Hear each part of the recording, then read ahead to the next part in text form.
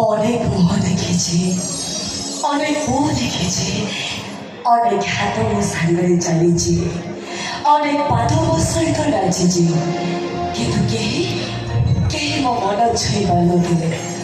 ସମସ୍ତେ ଛୁଇଁବାକୁ ବ୍ୟସ୍ତ ରହୁଥିଲେ ମୋ ଶରୀର।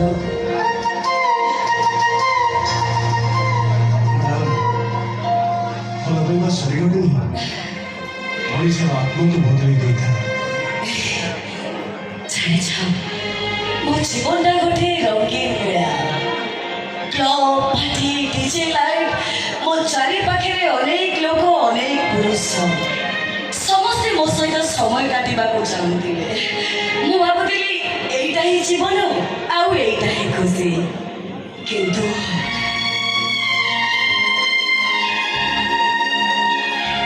ପ୍ରତିଦିନ ରାତିରେ ଘରକୁ ଫେରି ଆଇନା ସାମ୍ନାରେ ଠିଆ ହେଇ ନିଜକୁ ପଚାରେ, ସତରେ କ'ଣ ମୁଁ ଖୁସି ତ? ହେଲେ ଉତ୍ତର କେବେ ହଁ ଆସିନଥିଲା। ଯୋଉ ହସ ସବୁବେଳେ ମୁହଁରେ ଥାଏ, ସେ ହସ କେବେ ମନର ହସ ହେଇନଥାଏ। ଅନେକ ସମୟରେ ସେଇଟା ଅନିଚ୍ଛାର ହେଇଥାଏ।